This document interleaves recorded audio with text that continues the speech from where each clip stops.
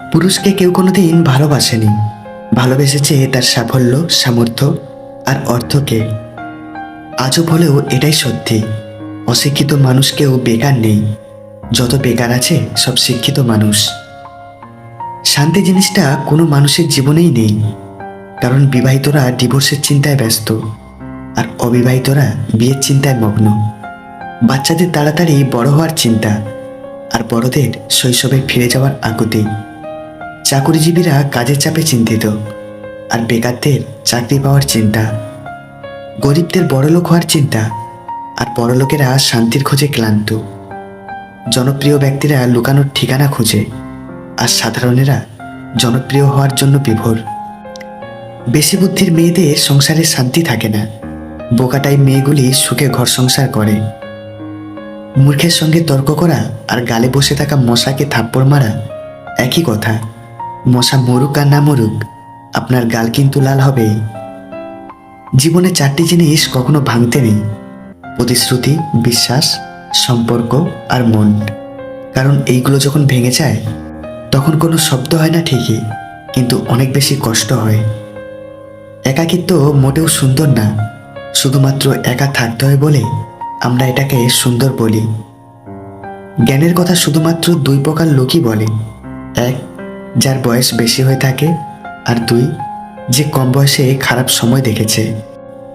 অনেক রাত পর্যন্ত তারাই জেগে থাকে যারা জীবনের সাথে নিজের হিসাবটা আজও মেলাতে পারেনি। কথা বলাটা যখন অভ্যাসে পরিণত হয়, ঠিক তখনই মানুষ ছেড়ে চলে যায়। কোনো পুরুষ যদি নারীদেরকে সম্মান করে, নারীদের দিকে খারাপ নজরে না তাকায়, তাহলে বুঝে নেবেন সেই পুরুষটি কোনো সম্মানিত একজন মায়ের সন্তান এবং তার বংশের মানুষগুলোও খুব ভালো। তিন ধরনের নারীর বিষয়ে সাবধান থাকতে শাস্ত্রে বলে: সরুনিতম্বের নারী, বোঁচানাকের নারী, পিঙ্গলকেশী নারী। এই তিনের মধ্যে ভয়ঙ্কর হলো পিঙ্গলকেশী। ডিভোর্সের আগে স্বামীর সাথে কম্প্রোমাইজ না করা মেয়েটি ডিভোর্সের পর পুরো পৃথিবীর সাথে কম্প্রোমাইজ করে।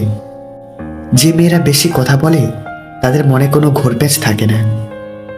কষ্ট দেওয়া মানুষগুলো এমনই যে বিষ দিয়ে বলবে খেতে হবে, আর বিষ খাওয়ার পর বলবে তোমাকে বাঁচতেই হবে।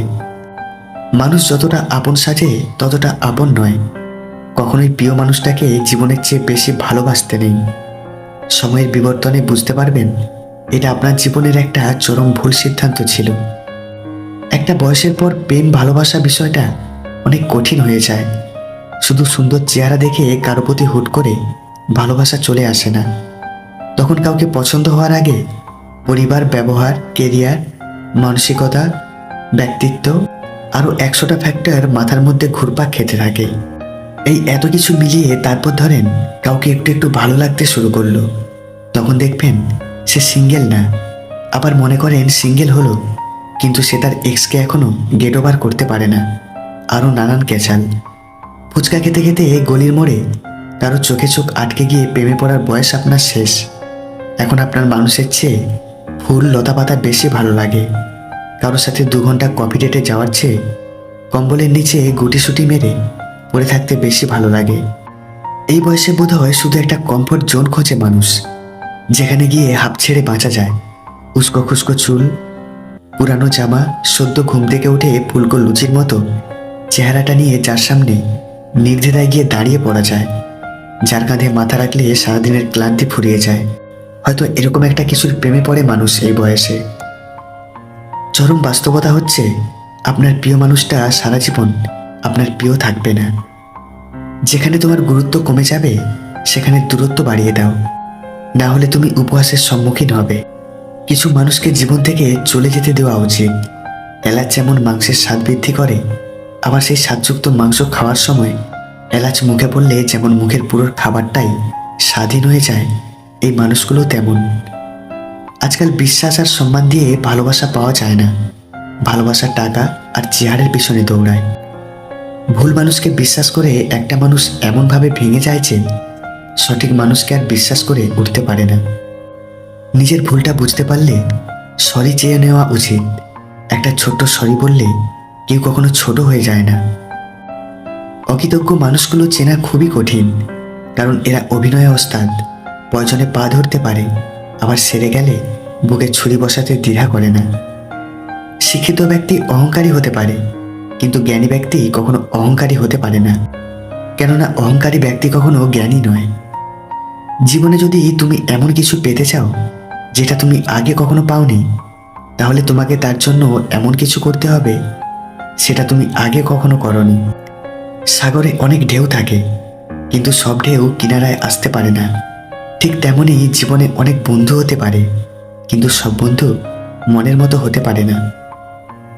আর্থিকভাবে সচ্ছলতা না থাকলে রক্তের সম্পর্কের আত্মীয় স্বজনেরাও বিভিন্ন অনুষ্ঠানে নিমন্ত্রণ করতে ভুলে যায়। একদিন আমি টাকার সাথে কথা বললাম তুমি এক টুকরো কাগজ ছাড়া কিছুই নও। টাকা হাসলো, বলল সত্যি আমি এক টুকরো কাগজ, কিন্তু আমি জীবনে কখনো ডাস্টবিন দেখিনি।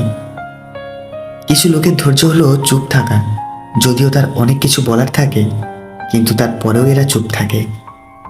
পা না ভিজিয়ে সাগর পাড়ি দেওয়া যায়, কিন্তু চোখ না ভিজিয়ে জীবন গড়া যায় না। কেউ হারিয়ে গেলে হয়তো খুঁজে নেওয়া যায়, বদলে গেলে আর আগলে রাখা যায় না। বিবেকের চেয়ে বড় আদালত এই পৃথিবীতে কিছু নেই। অন্যকে কাঁদালে নিজেকেও কাঁদতে হবে, শুধু সময়ের অপেক্ষা। না হারলে যেমন জেতার স্বাদ পাওয়া যায় না, ঠিক তেমনই কষ্ট না পেলে আনন্দ উপভোগ করার সুখটা বোঝা যায় না। অন্যের স্ত্রী যদি 3টি কথা বলে, বুঝবেন সে আপনার কাছে আসতে চাইছে। 1, তাকে আপনার কেমন লাগে। 2, আপনার কোনো গার্লফ্রেন্ড আছে কিনা। আর 3, আপনি মেয়েদের প্রতি কতটা যত্নশীল। এই 3টি লক্ষণ দেখলে বুঝবেন আপনার স্ত্রী পরপুরুষকে শরীর দিচ্ছে। 1, বিনা কারণে অযৌক্তিক রাগ করা। 2, সবসময় খিটখিট করা। আর 3, যৌন সম্পর্কে নেতিবাচক মনোভাব ব্যক্ত করা। প্রতিটা মেয়েকেই শুনতে হয় যে তার বাবা বিয়েতে কি দিল। কেউ বোঝে না যে মেয়েটিই তো তার বাবার সারা জীবনের শ্রেষ্ঠ সম্পদ ছিল। বুকে পাথর চেপে সেই সম্পদ দিতে হয় পরের হাতে তুলে। আপনি যদি 100টি সিংহ দিয়ে একটি সৈন্যবাহিনী গড়ে তোলেন, একটি কুকুরকে তাদের সেনাপ্রধান করেন, তাহলে যে কোনো যুদ্ধে সিংহগুলো কুকুরের মতো মারা যাবে। কিন্তু যদি আপনি 100টি কুকুর দিয়ে একটি সৈন্যবাহিনী গড়ে একটি সিংহকে তাদের সেনাপ্রধান করেন, তাহলে যে কোনো যুদ্ধে সিংহের মতো লড়াই করবে। সময় হলো অমূল্য সম্পদ। যদি তুমি সময়ের মূল্য না দাও, ভবিষ্যতে তোমার নিজের কোনো মূল্যই থাকবে না।